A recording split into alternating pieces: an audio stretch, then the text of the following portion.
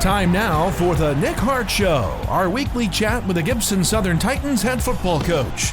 The Nick Hart Show on 89.1 The Bash is made possible by Matt Michael of AgriGold, Brett's Car Care, Chips Sell My Teas, Cox Family Eye Care PC, Daylight Land Management, Du Bois County Garage Doors Incorporated, Duke Energy, Fort Branch Dairy Queen, Gerald and Trudy Bledsoe, Hobb Range Hood Company, Hobstadt Summerfest, Highdoorn Construction, Hilliard Lions, Matt Monroe, in memory of Darwin and Eric Kalis, Johnson Commercial Mowing, Julia's School of Dance, Kathy Solman Photography, Kiesel Enterprises Incorporated, Kissel Farms Incorporated, Lewis Plumbing and Heating, Make Your Mark, Mayflower Gardens and Gifts, MyTech Systems, Whole Concrete Construction, Pro Rehab, Progressive Health Rehabilitation and Orthopedic Associates,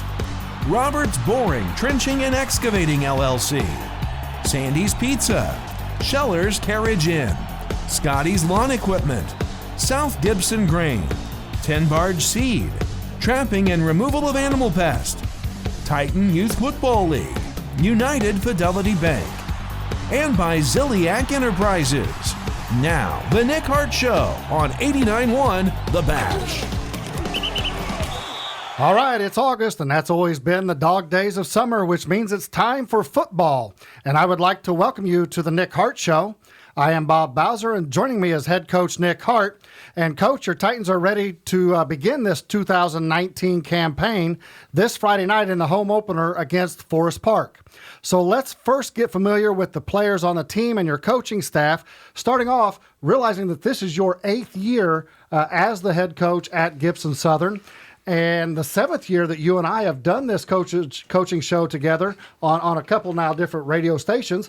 But at the same time, man, that just seems like a long, long time ago that we started all of this. It does, but it seems like it wasn't that long ago, too, all in the same thing. It goes fast. But, we have I'm not going to name them all because we got one of the biggest coaching staffs around right now, I think. I don't want to leave somebody off. But, we're fortunate.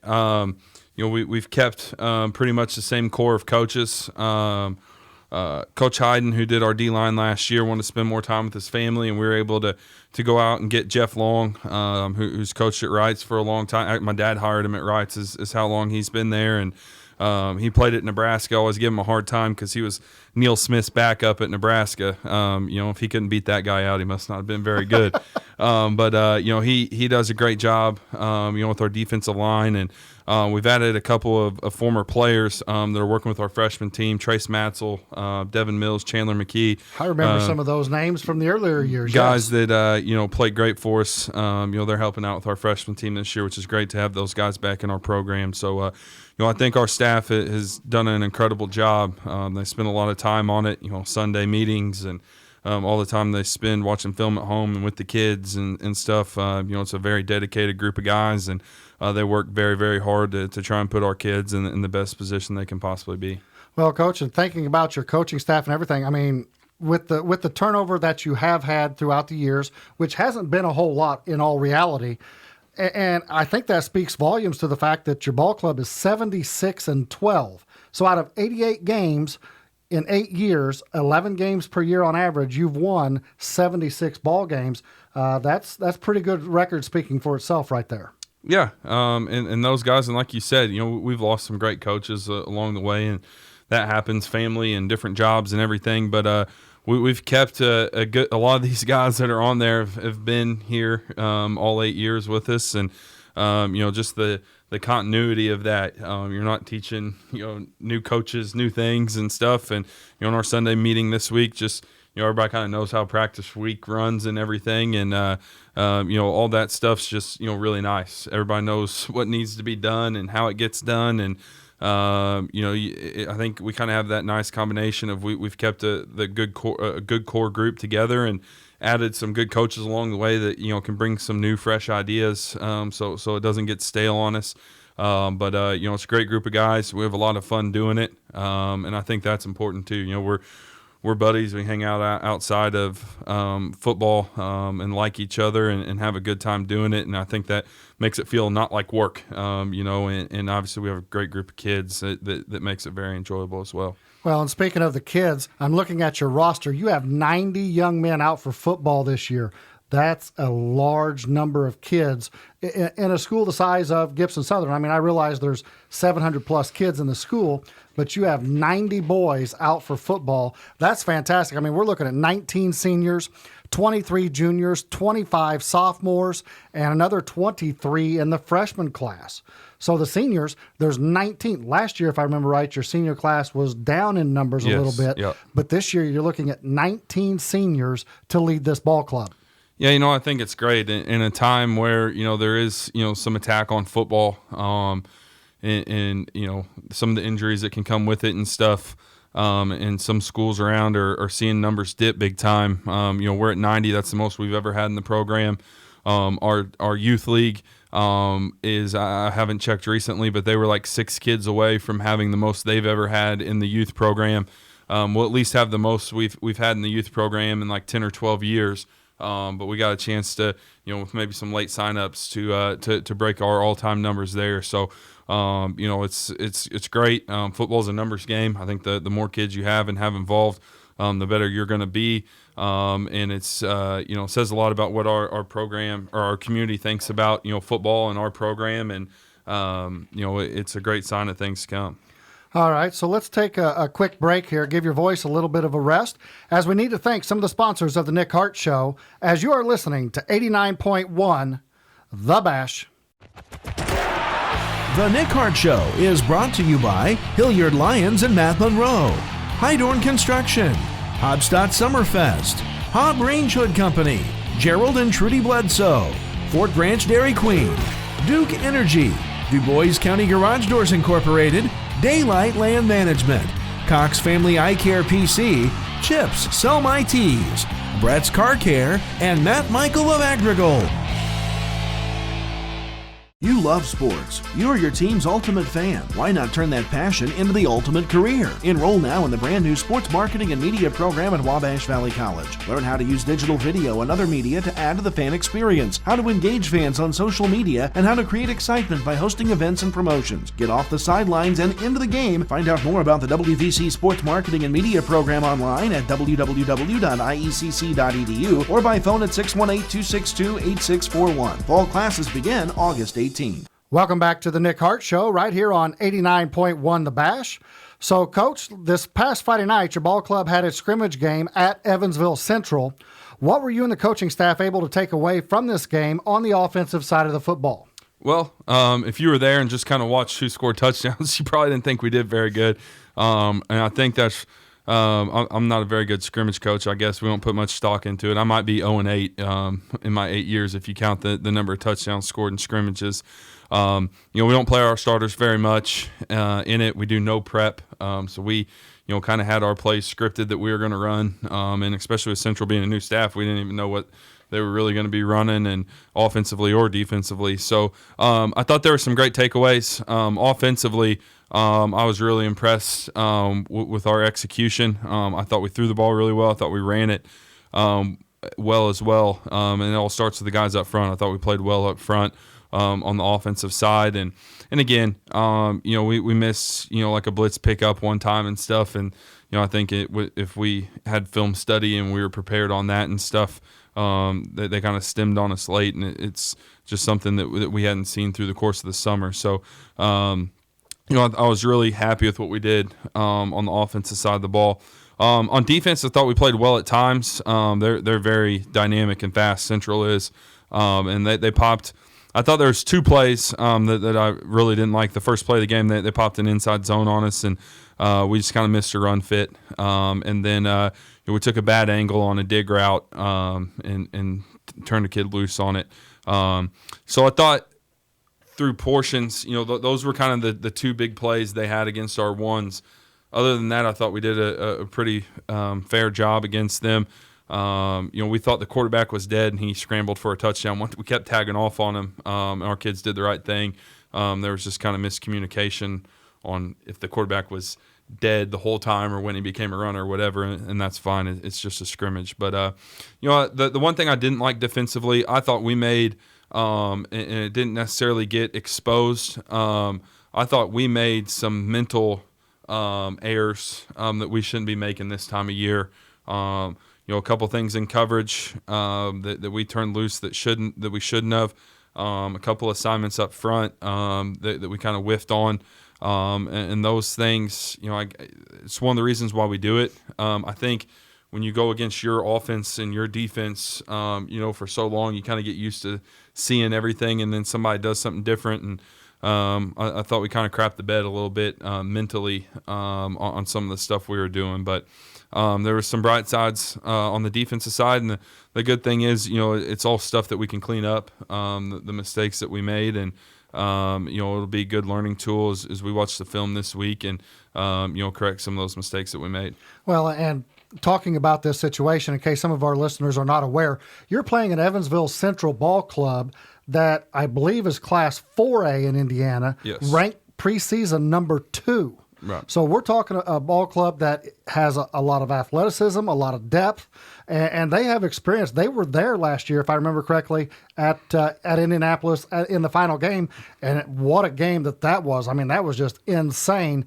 Nobody could score. Yeah, it wasn't a great game if you like offense, but no, it was an awesome football but game. It was a great game, and and I thought that was kind of from a personnel standpoint, as we're evaluating and stuff, it was a great measuring stick for us. And I thought team-wise, when we were going ones versus ones, we did a great job. They elected to play their starters longer, and that's fine. I mean, that's their deal. They can choose to do that. And I would have liked to have seen some of our younger guys perform a little bit better, and that's kind of one of the reasons why we do it. You scrimmage a Central team, and you kind of put your twos in there against their starters, and you kind of find out what you have. So if we have an injury here, can this kid, when we need to win a big ball game, can this kid do it? It's a great personnel measuring stick for us, and we had some kids that did. I think there was a couple kids in our 2 unit on both sides of the ball that we thought, okay, we got some depth there. We can. And some other kids that you're not writing off, but all right, we got to get a lot better at these spots. If we have injuries and stuff, we need these kids to play for us, and we got to get them. That they got to get a lot better, and we got to help them get there along the course of the way. Well, and that's the thing you mentioned too. The good thing about this past Friday night with that scrimmage game with Evansville Central, I'm certain you filmed it, and you alluded to the fact that you're able to go back through the practice week this week. And point out things that, hey, guys, we didn't do this the way we needed to do it. And so, therefore, you can make those adjustments on offense and defense, and it's filmed. It's right there. Film doesn't lie. It doesn't. And players wish it did. Yeah, that's true. And I think another nice thing about it, too, is and I don't know how other people approach this. Like I said, I'm probably the world's worst scrimmage coach, and I don't really like the dang thing, to be honest with you. I'm always kind of ready for it to get healthy and get out of it and move on. But what I do like is with there being no prep, you never know. Like obviously this week we're scouting Forest Park, we're preparing for them. They're allowed to come out and do something different, and we've got to be able to adjust on the fly. And it's a little bit how we approach the scrimmage. We don't prepare for it and stuff. So, if somebody comes out in something, that you didn't practice for all week, you got to be able to adjust on the fly. And I think you kind of saw that with our defense. Our first series was not the best. But then after that, I thought they kind of clamped down and did a really good job.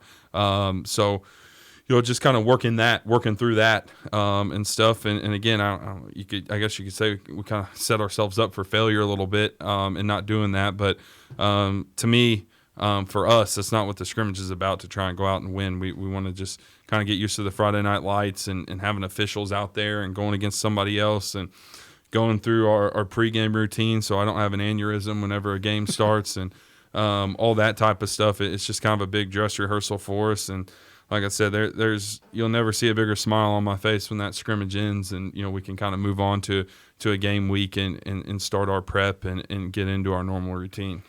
All right, Coach, let's grab another quick break here. So in our next segment, let's talk about the Pocket Athletic Conference and your non-conference games on the 2019 schedule. But right now, we need to thank some of the sponsors of the Nick Hart Show on 89.1 The Bash, or you may be listening via the free app on your cell phone.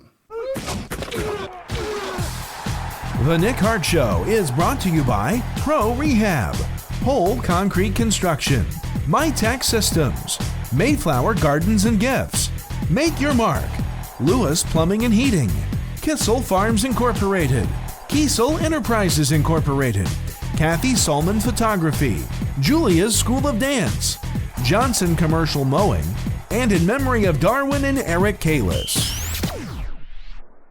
Looking for a fun and great future in radio or television? Well then, come and check out the radio TV broadcasting program at Wabash Valley College.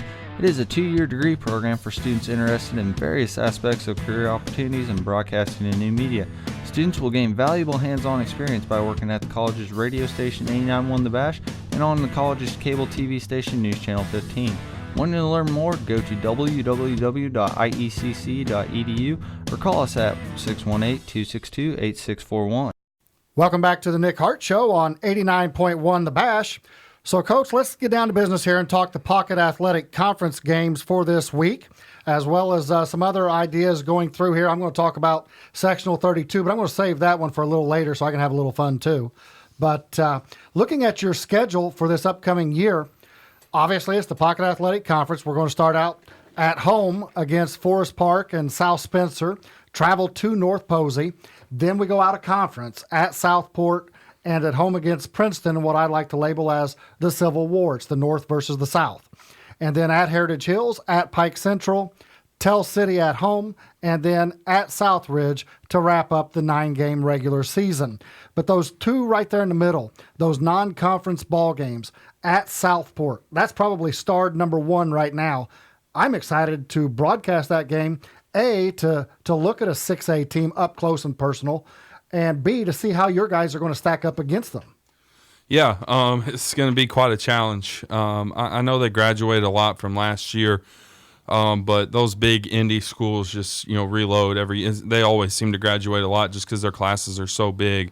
I know they've got a kid that played tight end receiver last year. He's committed to Ball State. And the word on the street this summer from some guys I know up in Indy was that he might possibly even be their quarterback this year and do some gun around stuff with him. But that's going to be a heck of a challenge. And it's an afternoon game. We better pack a lunch because it's. Well, thanks for telling me, because you can see my waistline isn't getting smaller. It's going to be a really tough battle. And the depth of those type of programs is just something we don't see down here. And it'll be a great challenge and one we look forward to. I think we're the first team in this area to play Indy 6A school since my dad was coaching at Rides. They went up and played Lawrence North like in 2006. So you think it's been 13 years since somebody from down here has gone up and played one of the Indy big boys. And, it's going to be a great challenge. And obviously we have a lot of, games to prepare for and try and win before then. But, that'll be an exciting game. All right, so let's look now at the Pocket Athletic Conference, because obviously that's where 7 of your 9 games come from. Heritage Hills, I think, is a consensus sitting up at the top for the two of you, Gibson Southern and Heritage Hills, to slug it out to see who's going to win the conference. But who else should we be looking at? Who else should we be looking at as that dark horse in the race to get to the top of the conference? Well, I think Southridge is always in that mix. They got hit pretty good by graduation, the quarterback from last year's folks on basketball and baseball, but they have such a great program that they're always going to be in that conversation. I think South Spencer in year 2 under Coach Edge is going to take a big step forward. He's a great football coach, went to a couple state championships in Kentucky. I think North Posey, is going to take a step forward. I think some of those teams that you saw in the middle last year like that, Tell City has a lot back, and they lost a lot of close games last year. I think some of those teams, will be a lot better and make our conference deeper. And I think that's, obviously a very good thing. And it is a little, different. This will be the last year that we play some of these teams with the the other teams that were coming into the conference, the way it's going to get split up. This will be the last time we play some of these teams. So I know they'd probably like nothing better than to send us out with a loss, and so that'll be a little bit different. But I think it's an exciting year for the conference. Well, and speaking within the conference, I don't know of some other schools, but if I remember right, I saw some things this summer. North Posey, did they get turf now? Yes. So your first 3 ball games are on the turf, and I don't know about Southport. Southport's turf, and then we're home. Our first game on grass will be week 6 when we go to Heritage Hills. I think we've only got two games on grass this year. Everything else will be on turf, which is great. Well, and I know Coach down there at the at Evansville with the Evansville Courier and Press preseason talk, the coach was asked that about getting turf, and he's like, like to have turf, but we like our grass down here too. Yeah. I don't know if that'll change anytime soon, but it's great. We obviously like playing on turf, and not so much from a speed or an advantage thing. It's just nice. You're always going to be playing on a great surface, and with the way the weather is and stuff, you never know what you're going to get. So that's definitely a great thing. All right, so looking at this Friday night coming up in the Pocket Athletic Conference, we'll talk later about Forest Park at Gibson Southern, but there's also another conference slated game here, South Spencer at North Posey. That should be a dandy of a ball game to start out. Yeah, and one, obviously we're focused on Forest Park, but one after the game we'll pay attention to because that's your week 2 and week 3 opponents right there that play week 1. So in 2 teams I think we just kind of talked about that are looking to make a big jump up from last year. Coach Shanks in his 3rd year at North Posey, Coach Edge in his 2nd year at South Spencer, as they continue to try and build those programs, that's a big game for both those teams. Well, and then Heritage Hills at Mount Vernon, that's going to have some implications with this new sectional 32. Yeah, I think they played twice last year. They played in the sectional and they played in the regular season, and Heritage Hills got them both times, and they obviously have a lot back. Mount Vernon's got a really good quarterback back, and nice little week 1 game right there. Well, and then Perry Central at Tell City. I don't know a darn thing about Perry Central, but I do think Tell City. I know they started a freshman quarterback last year. Their coach is in his 2nd year, and does a great job with their system. And I think that they'll take a step forward. We kind of talked about them too. I think they'll take a step forward as he continues to build the program. And then Pike Central will be at Brown County. Again, I don't even know if I know where Brown County is, but is that good deer hunting or something over that way? Or I don't know. Nashville? I don't know. I don't know. But again, you talk about another coach, and it's kind of seems redundant in our conference, as we're talking here. But Pike Central's coach in his 2nd year, where he's had a year to implement his system and his weights and all that stuff.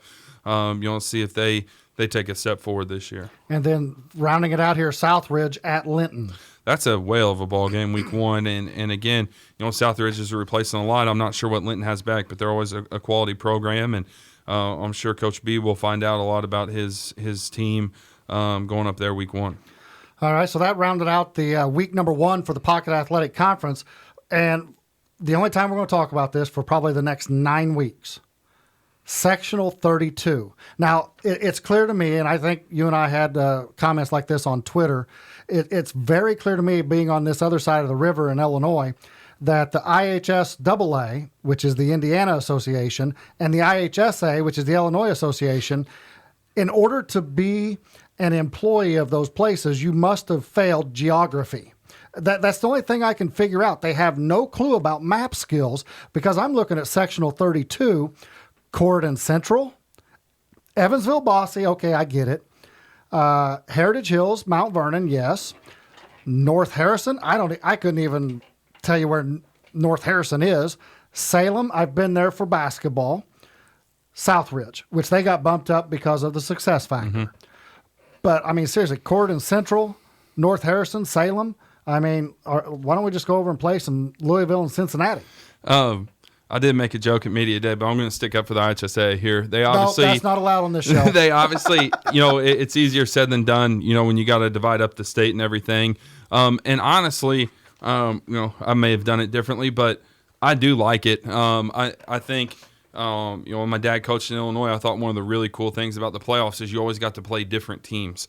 Where, you kind of get in the same sectional in Indiana and you're just playing the same teams over and over and over again. So I do like that aspect of it where, and I thought that when we've advanced to regionals and semi-states, going to get to play at different places and different teams and different styles, I've always really enjoyed that. So I think that as a coach, that's one thing that I really like is you're going to, see some new faces and get to go to some different places and play some different styles and everything. And, I think that's great. I kind of wish they would, even though it doesn't make a lot of sense to me, I wish they would do this more often and just kind of shake it up and give you different teams in your sectional and stuff, so you can play some different teams. All right. Well, we've got one more segment to go, Coach. I'm going to get off that little stump for now. We'll come back to it later, probably about week number 9, which means now it's time, though, to get the listeners ready for the season opener against Forest Park. But first, let's thank some of the sponsors of the Nick Hart Show on 89.1 The Bash. The Nick Hart Show is brought to you by Progressive Health Rehabilitation and Orthopedic Associates, Roberts Boring, Trenching, and Excavating, LLC, Sandy's Pizza, Scheller's Carriage Inn, Scotty's Lawn Equipment, South Gibson Grain, 10 Barge Seed, Trapping and Removal of Animal Pest, Titan Youth Football League, United Fidelity Bank, and by Ziliak Enterprises.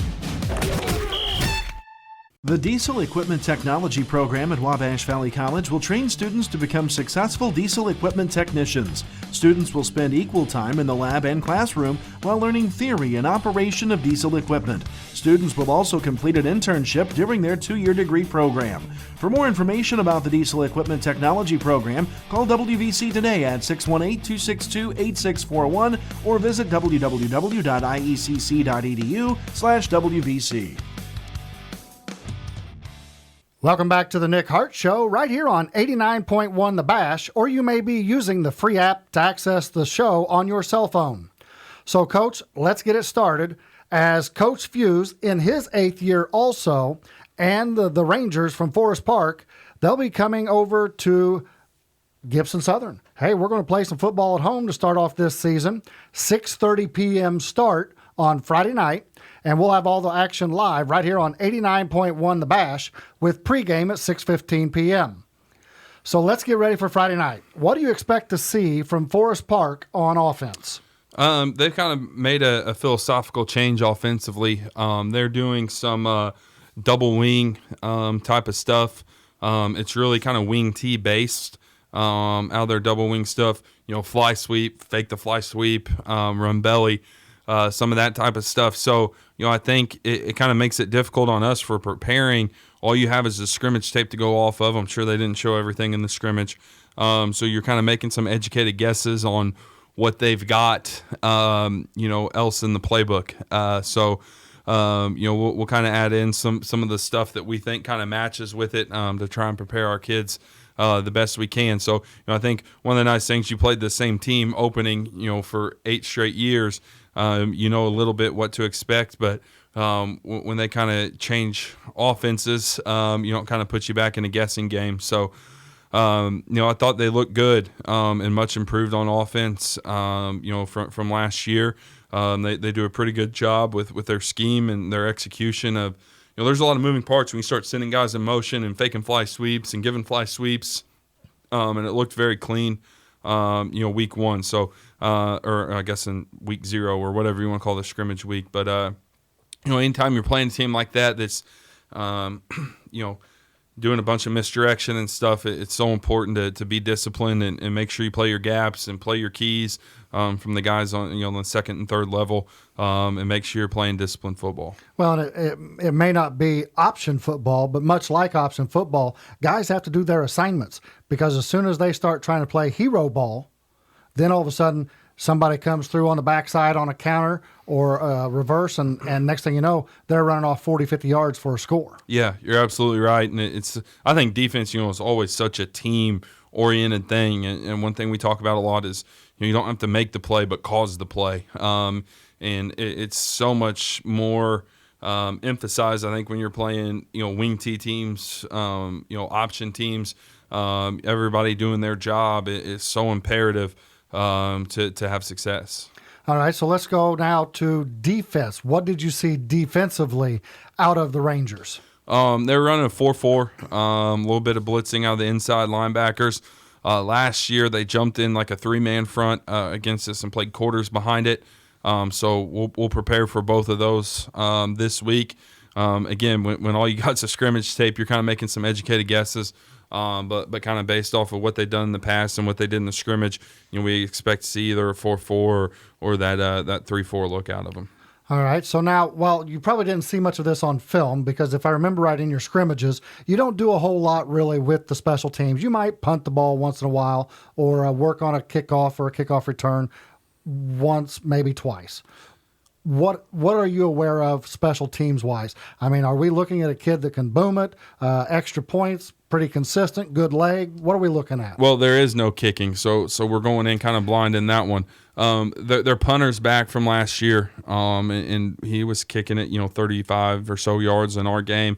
And, that's kind of one of those things you go out pregame and take a look at, so you can get your just alignments. This week we'll practice against what they did last year. And then, maybe add some wrinkles in just to make sure we're good. And then you're kind of watching them pregame to see where their punter's going to, where their kickoff guys, kicking it so you can get your returners lined up appropriately. So that's a little bit of the hectic part of week one is kind of figuring out where everybody needs to be to make sure, the ball doesn't get on the ground in the special teams game. All right, so there's the offense, defense, special teams coming up this week for the Forest Park Rangers. So, Coach, anything else that you would like to add in this first show of the 2019 season? No, we're just really excited about this group. They've worked really hard in the off season, and we're obviously really excited to get to see them play, on Friday night and play a real game, and hopefully we have a lot of people from the community come out and support them. All right, Coach. Well, thanks for joining us here on 89.1 The Bash for the Nick Hart Show. And Coach Hart, good luck on Friday night. We'll see you after the game on the post-game show. And best of luck to the players. We would like to thank all of you for joining us here on 89.1 The Bash for the Nick Hart Show. And be sure to catch us each week for your look inside the Gibson Southern Titans football program.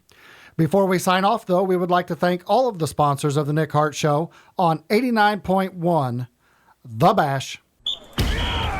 The Nick Hart Show has been brought to you by Ziliak Enterprises, United Fidelity Bank, Titan Youth Football League, Trapping and Removal of Animal Pest, Tin Barge Seed, South Gibson Grain, Scotty's Lawn Equipment, Scheller's Carriage Inn, Sandy's Pizza, Roberts Boring, Trenching and Excavating LLC, Progressive Health Rehabilitation and Orthopedic Associates, by Pro Rehab, Pole Concrete Construction, MyTech Systems, Mayflower Gardens and Gifts, Make Your Mark, Lewis Plumbing and Heating, Kissel Farms Incorporated, Kiesel Enterprises Incorporated, Kathy Solman Photography, Julia's School of Dance, Johnson Commercial Mowing, in memory of Darwin and Eric Kalis, Hilliard Lions Matt Monroe, Hydorn Construction, Hobstadt Summerfest, Hobb Range Hood Company, Gerald and Trudy Bledsoe, Fort Branch Dairy Queen, Duke Energy,